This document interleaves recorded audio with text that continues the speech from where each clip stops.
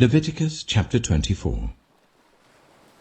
The Lord said to Moses, "Command the Israelites to bring you clear oil of pressed olives for the light, so that the lamps may be kept burning continually.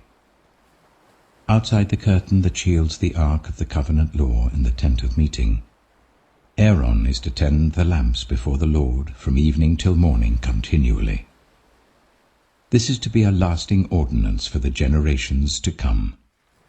The lamps on the pure gold lampstand before the Lord must be tended continually.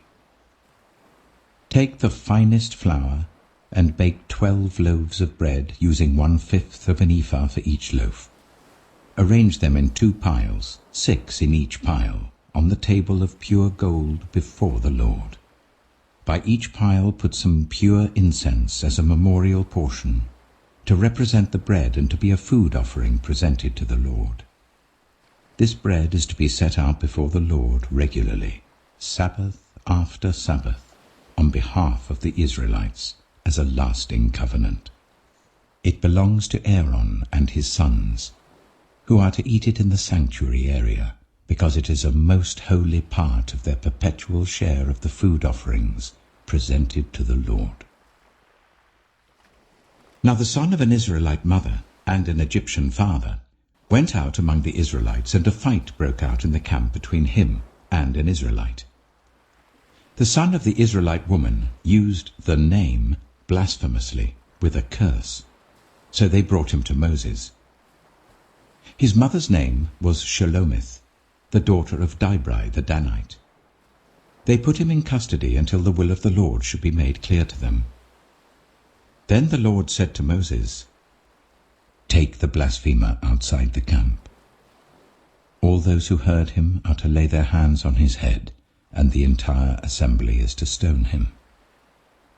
Say to the Israelites, anyone who curses their God will be held responsible.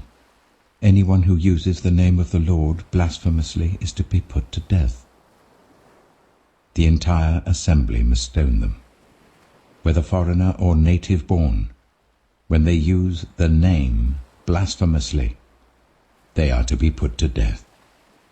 Anyone who takes the life of a human being is to be put to death. Anyone who takes the life of someone's animal must make restitution, life for life. Anyone who injures their neighbor is to be injured in the same manner, fracture for fracture, eye for eye, tooth for tooth. The one who has inflicted the injury must suffer the same injury.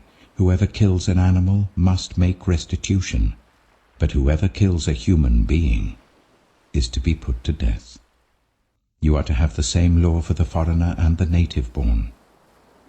I am the Lord your God." Then Moses spoke to the Israelites, and they took the blasphemer outside the camp and stoned him. The Israelites did as the Lord commanded Moses. Psalm 31. In you, Lord, I have taken refuge. Let me never be put to shame. Deliver me in your righteousness. Turn your ear to me. Come quickly to my rescue. Be my rock of refuge, a strong fortress to save me.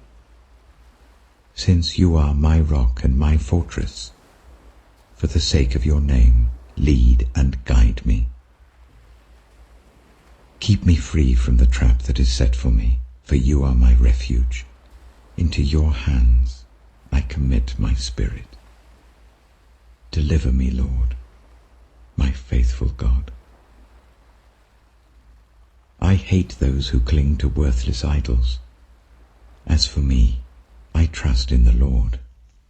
I will be glad and rejoice in your love, for you saw my affliction and knew the anguish of my soul. You have not given me into the hands of the enemy, but have set my feet in a spacious place. Be merciful to me, Lord, for I am in distress. My eyes grow weak with sorrow, my soul and body with grief.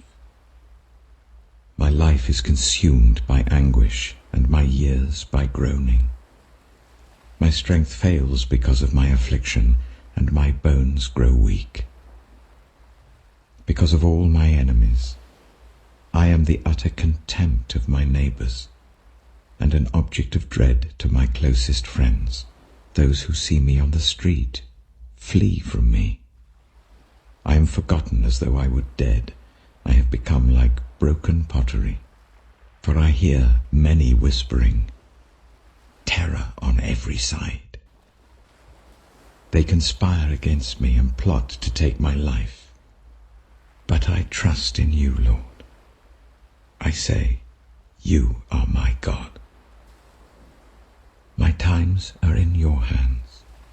Deliver me from the hands of my enemies, from those who pursue me. Let your face shine on your servant. Save me in your unfailing love. Let me not be put to shame, Lord, for I have cried out to you. But let the wicked be put to shame, and be silent in the realm of the dead. Let their lying lips be silenced, for with pride and contempt they speak arrogantly against the righteous. How abundant are the good things that you have stored up for those who fear you, that you bestow in the sight of all on those who take refuge in you. In the shelter of your presence you hide them from all human intrigues. You keep them safe in your dwelling from accusing tongues. Praise be to the Lord, for he showed me the wonders of his love when I was in a city under siege. In my alarm I said, I am cut off from your sight. Yet you heard my cry for mercy when I called to you for help. Love the Lord, all his faithful people. The Lord preserves those who are true to him, but the proud he pays back in full. Be strong and take heart, all you who hope in the Lord.